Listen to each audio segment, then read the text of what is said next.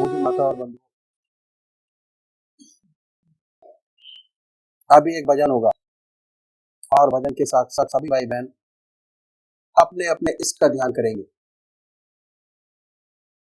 ध्यान कैसे करें? बहुत शॉर्ट में ध्यान करने का तरीका मैं आपके सामने बताता हूं।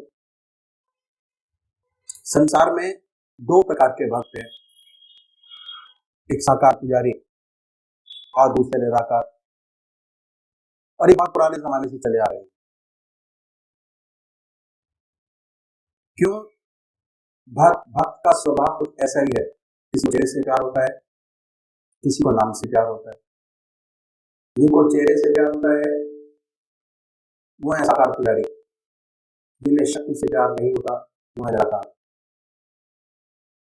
हमारे संतों ने जो व्यस्त में दोनों के लिए रास्ता बताया, साकार के लिए भी और निराकार के लिए। है वो चित्त की एकाग्रता प्राप्त करना, कंसंट्रेशन ऑफ माइंड। वो जब भी होगा जब आपका एक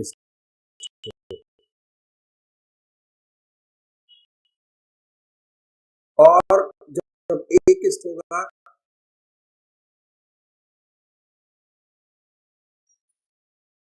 तभी आध्यात्मिक अनुभव आपके मिलेंगे। एक इष्ट की उपासना मानिए, जिस इसको आप मानते हैं वो इस हमारा सह शरीर हमारे सामने विद्यमान है। अपने सामने उनकी पवित्र मूर्त को बनाए, बड़े प्यार से, बड़ी बड़ी आंखें हैं, गोल चेहरा है, जटाएं हैं, सर्पों की माला है, बनाए अपने सामने अपने इष्ट को। दिल हमारा धड़कता रहता है, दिल की हर धड़कन से जो मंत्र आपका है उसको उच्चारित होते सुने कि हमारे हृदय से हमारे दिल का नाम, हमारे इष्ट का नाम निकल रहा है और हम उसको सुन रहे हैं। और जब तक ऐसा ना हो तब तक जिह्वा से बड़े प्यार से, बड़े आराम से उस नाम को ले सकते हैं। पर होता क्या है कि थोड़े समय तक तो नाम चलता है, उसके बाद मन इधर आधर कहीं भाग जाता है। पता कैसे लगता है? पता ऐसे लगता है कि हमारी आत्मा हमारे मन को देखती रहती है।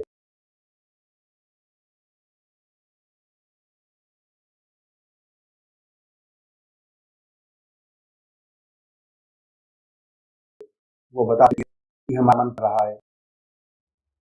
जैसे ही आपका मन ये कहे कि आपका ध्यान इसके चरणों से हट गया, अपने मन को पकड़िए, अपने इसकी याद में लगाएं, फिर कहीं दूसरी जगह मन चला जाएगा, उनको अपने इसकी याद में लगाएं। निरंतर प्रयास करना पड़ेगा। यकीन मानिए, अगर आप 20 मिनट की कंसंट्रेशन में, ध्यान में, आज आपके 50 विचार आ रहे हैं, अभ्यास से अगर निरंतर अभ्यास करते रहेंगे तो एक दिन ऐसा आएगा, पूजा में बैठेंगे, आपका मन आपके इष्ट के चरणों में लगा होगा। दूसरे वो भाई हैं निराकार भगवान के उपासक है, ओम, अल्लाह, वाहिगुरु, बड़े प्यार से बैठे, मन को साफ कीजिए और ये महसूस करें कि हमारे दिल से ओम और हम उसको सुन रहे हैं बड़े प्यार से। ओम ओम ओम। दूसरा विचार आए, विचारों को हटाइए, अपने इष्ट की याद में लगिए, अल्लाह अल्लाह, बड़े प्यार से। एक विचार आएंगे उनको हटाएं, फिर अपने, फिर हटाएं, फिर अपने। तो अभी एक भजन होगा के साथ साथ सभी भाई बहन अपने इसकी याद में बैठेंगे। निहो कर हर एक जर्रे में जलवाया होकर एक जर्रे में जलवाया तेरा मेरा मेरा आसमां तेरा जमा तेरा मकां तेरा जमीन आसमां तेरा निहा होकर ही शान के पो है ये दोनों जहां तेरे ही शान के पर तो है ये दोनों या रब नहीं लेकिन किसे आज तक निशान तेरा नहीं लेकिन किसी ने आज तक पाया तेरा निहा कर हर एक मखलूक मलको जिन वली और पीरो पैगंबर हर एक मखलूक मलको जिन वली और पीरो पैगंबर तेरे ही नूर के तेरे ही नूर के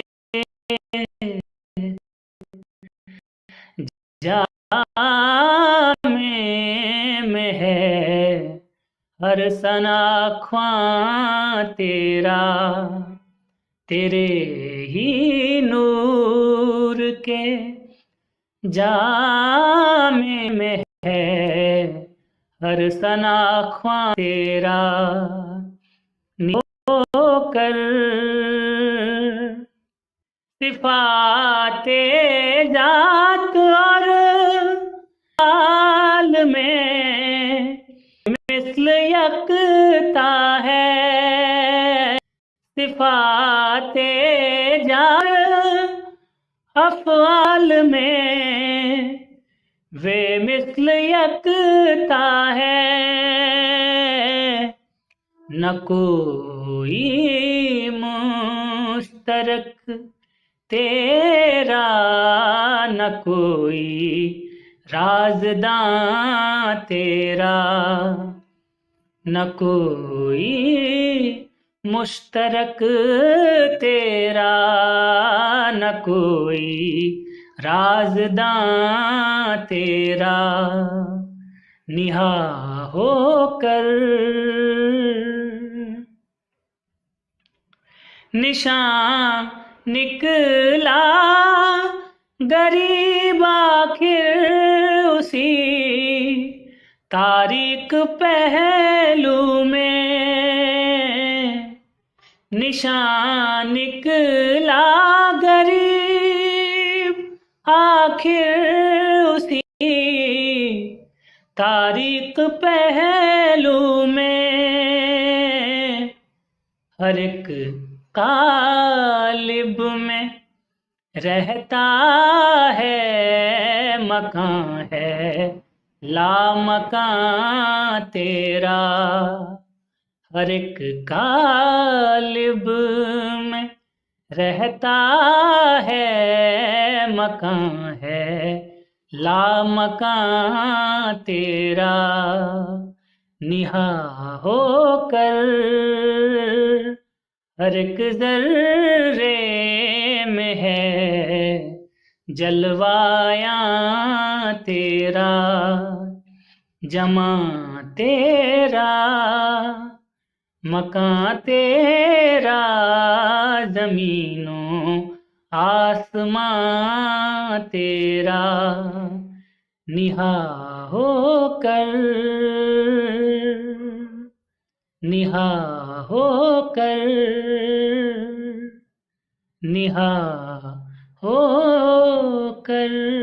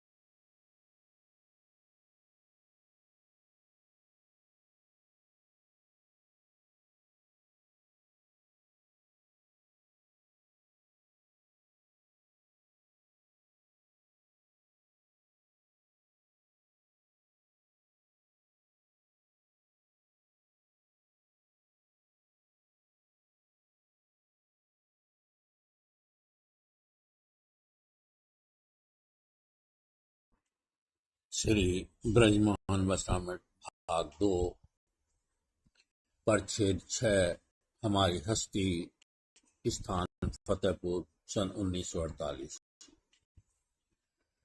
तब नारद गवने शिव पाही, जिता काम अहमिति मन माही। मार चरित शंकर ही सुनाए, अति प्रिय जान महेश सिखाए। समय सायंकाल 8 बजे का है। श्री परम पूज्य सदगुरु जी बैठक में तख्त पर विराजमान हैं। शांति और आत्मिक आनंद की धाराएं आस के मस्तिष्क से निकलकर कमरे को ओत-प्रोत कर रही हैं। सभी सत्संगी भाई आनंद में झूम रहे हैं। बड़ा ही शांतिपूर्ण वातावरण बना हुआ है। आपने फरमाया, हमारा अस्तित्व आत्मा से लेकर स्थूल शरीर तक आनंद की जीती जागती जिंदगी है। आनंद ही का खेल इस सारे शरीर में किलोल कर रहा है।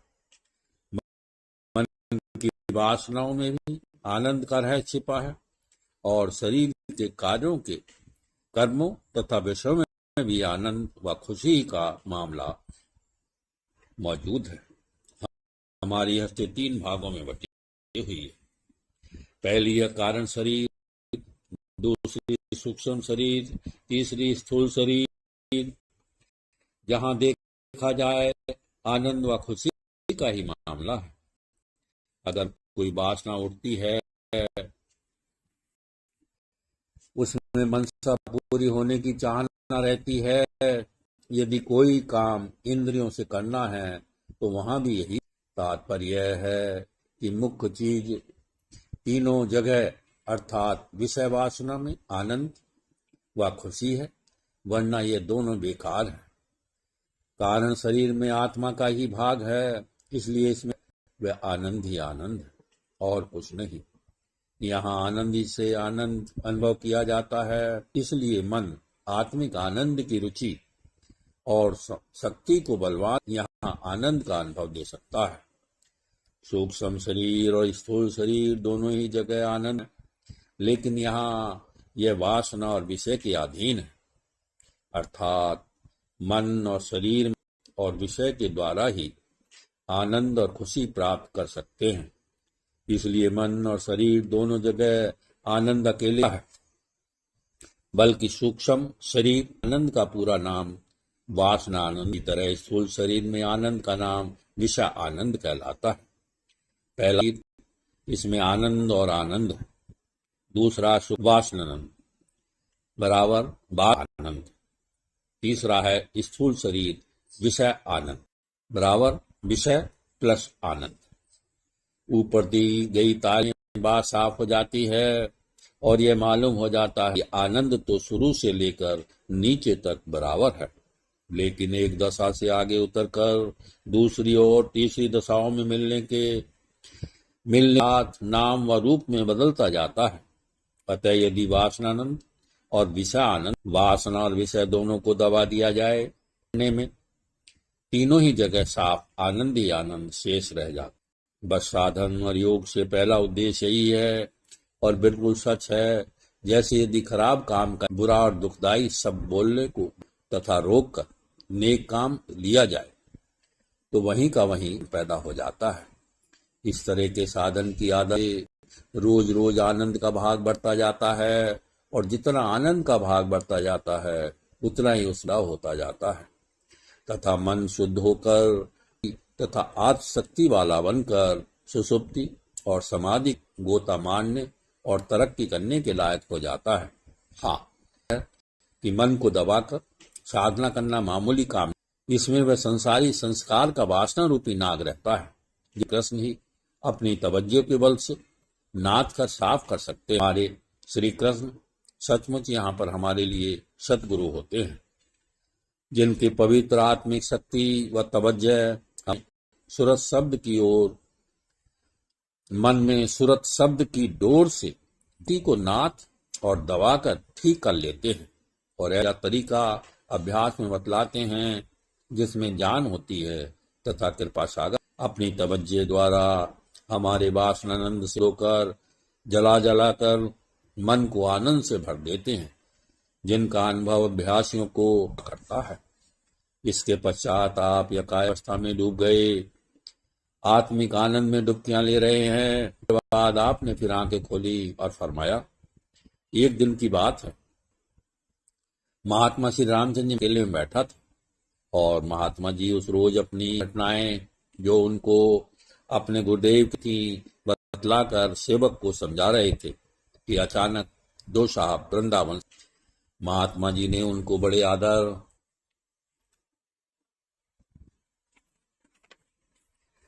और भाव से, आखिर में उनमें से एक साहब ने पूछा कि आपका वर्ण कायस्थ है, लेकिन आप काम ब्राह्मणों का कर रहे हैं। यह सुनकर महात्मा जी के नेत्रों में आंसू भर आए। फिर बोले, महाराज आप पंडित हैं, मैं बेपढ़ा हूँ, लेकिन ब्राह्मण होने के जवाब में यही जानता हूँ कि मेरी पैदाइश बतलाई गई है, जिसका काम सिर्फ धोबी का ही हो सकता है। इससे अधिक मेरे सत पिता ने हित नहीं बतलाई है। यह सुनकर उस पंडित जी का भी जी भराया। ये प्रार्थना की। थोड़ी देर बाद पूजपाद महात्मा को दिल पर ध्यान जमाने की युक्ति बतलाकर बिठलाया जो दी।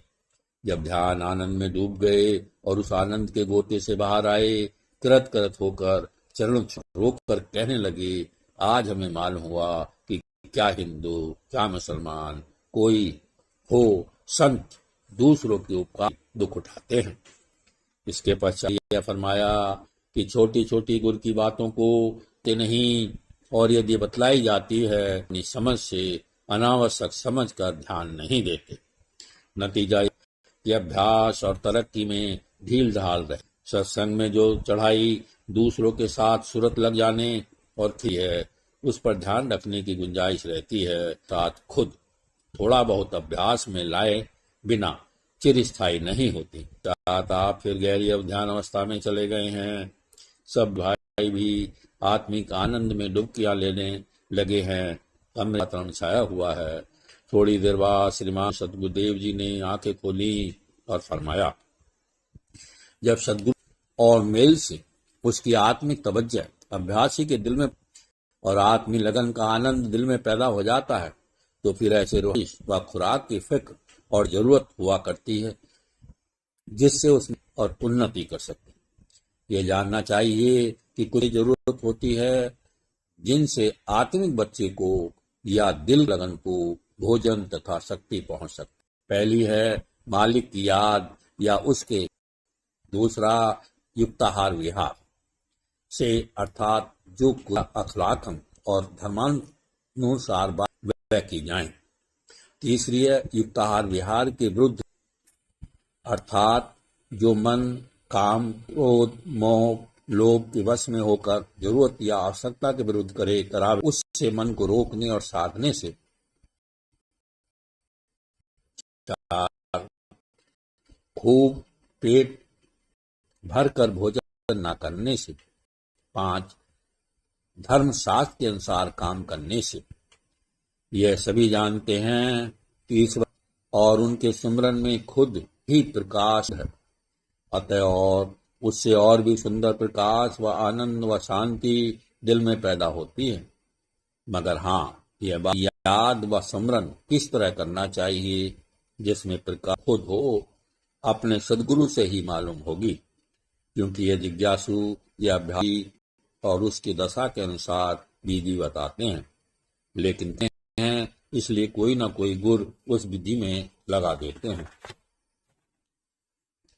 जैसे कि उन गुरुओं की सहायता से पढ़ने पढ़ाने या लेन देन व सीखने सिखाने का काम पट आनंद के साथ चालू हो जाता है और दिल्ली के झटके या असरात दिल में नई जान डालने लगते हैं। इस मार्ग में युक्ताहार विहार से आगे बढ़ने में बड़ी मदद।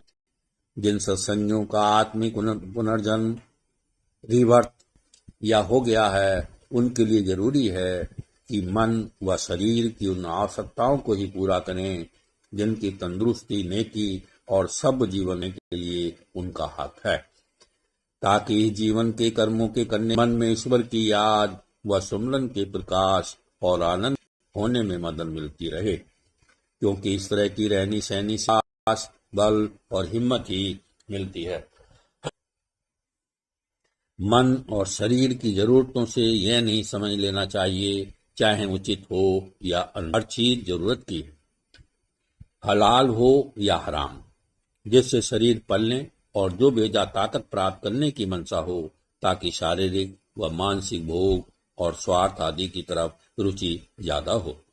युक्ताहार विहार यह नहीं कि धर्म शास्त्र को तोड़ डालें और रोज हाजमे आदि के लिए शराब पीने लगें या ऐसी अनावश्यक चीजें इस्तेमाल करने लगें और सबको जिंदगी की जरूरत की चीजें व बातें बतलाएं। ऐसी समझ बहुत मोटी है। तीसरे, मिताहार से अंतर में प्रकाश या नूर पैदा होता है और आत्मिक लगन में शक्ति पहुंचती है, मगर इस कम खाने से यह मतलब नहीं कि ऐसा भूखा रहे जिससे अंतड़ियां कुलऊ अल्लाह पड़ने लगें और आंखों में दम आ जाए, शरीर और इंद्रियां कमजोर हो जाएं, बल्कि मतलब यह है कि ना फाका करें ना ठूस कर खाना खाएं, बल्कि संधि अर्थात दरमियानी तरीका रखें। भोजन जैसा मालिक ने दे रखा है और परिश्रम की कमाई अच्छी से अच्छी खाएं, जिससे शरीर में बल रहे और हिम्मत रहे। हाँ, ये ख्याल रखें कि भरपेट न खाएं, कुछ कम खाएं। यह बात अनाहार की बनस्पत मुश्किल है। चौथे, वह चीजें जिनसे प्रकाश या नूर पैदा होता है वह कर्म है, जिनके करने का हुक्म है या ईश्वर की तरफ से या धर्मशास्त्र, अवतार, नबी, संत, महात्मा के द्वारा करने कराने का हुक्म हुआ है, क्योंकि ऐसे कामों से भी प्रकाश पैदा होता है। प्रकाश से हमारा तात्पर्य निरा ऐसा चांदना और चमक दमक ही नहीं जैसा सूर्य से होता है, बल्कि ऐसा चांदना और चमक तो उनके गुणों में से एक गुण है। उन और गुणों की बाबत फिर कहा जाएगा। यहाँ पर इस प्रकार को एक बिजली समझ लेना चाहिए। जैसे जरूरी नहीं कि बिजली हमेशा रोशनी के रूप में प्रकट हो और तभी उसको बिजली कहें और जाने, वरना नहीं, बल्कि लोहे में आकर्षण करने का गुण प्रकट होता है तो उसको भी बिजली कहते हैं। और जब कहीं शरीर पर धक्का मारती है या गर्दन पर मुक्का सा मारकर अलग हो जाती है तो वहां भी बिजली ही कहते हैं। मतलब यह है कि प्रकाश या नूर बिजली की जान में छिपा होता है, बिजली की जात में छिपा होता है, कभी प्रकट होता है कभी नहीं। उनके गुण ऐसे हैं जैसे आग लगाना, बरकी, रोशनी, धक्का या मुक्का सा मारना और आकर्षण शक्ति दिखाना आदि। यह भी उस बिजली में ही छिपे रहते हैं। जब कभी नेक, पाक, धार्मिक और परमार्थी कामों के कारण अंतर में बिजली का प्रकाश पैदा होता है तो आंतरिक अभ्यास करते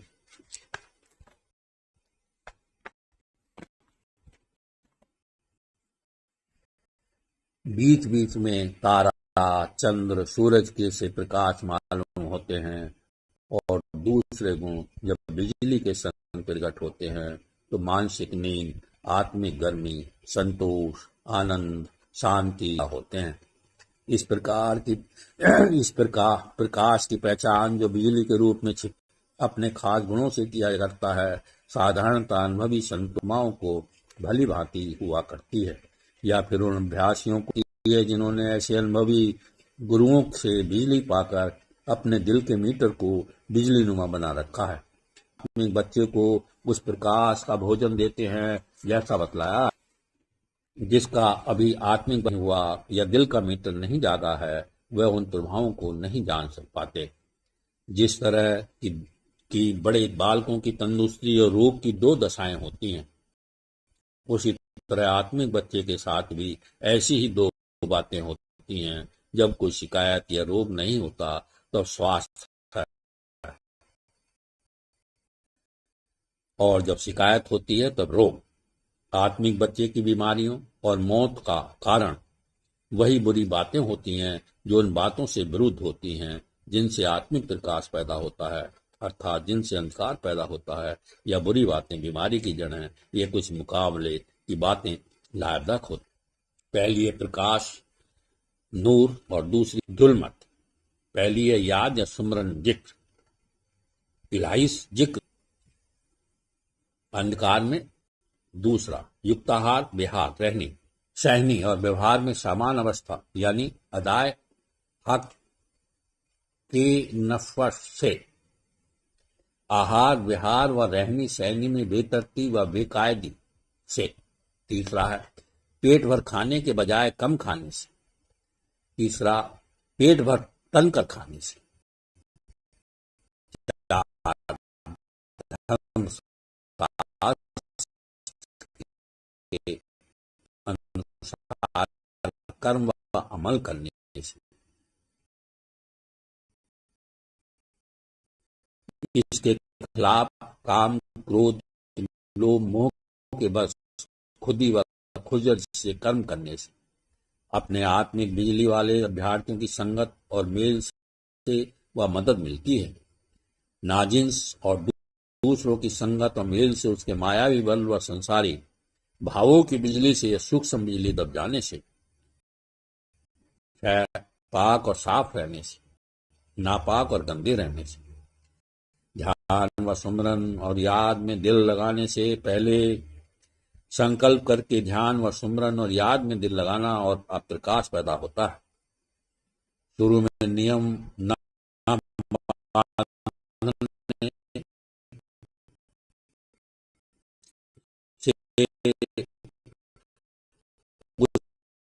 काम या साधन ध्यान व सुमरन में जल्दी हिम्मत व दिल नहीं जमता और प्रकाश के बजाय भ्रम पैदा होता है। इसके पश्चात धीरे धीरे फिर समाधि अवस्था में चले गए। उनके साथ साथ बैठे हुए सत्संगी भाई भी आंतरिक ध्यान में डुबकियां लगाने लगे। कमरे में आत्मिक शांति प्रकाश व आकर्षण की धाराएं बहने के लिए सभी में डूबे हुए हैं और ईश्वरीय प्रेम की धारा बह रही है। लगभग आधा घंटे बाद आपने आंखें खोली तो धीरे धीरे सब सचेत होने लगे क्योंकि समय अधिक हो गया था। रात्रि के 10:30 बज गए थे। सत्संग समाप्त हुआ। तब सत्संगी भाई बहन पूजनीय सदगुरुदेव जी को दंडवत प्रणाम करके अपने अपने घर को चले गए। परमात्मा हुई है तेरी इच्छा पूर्ण।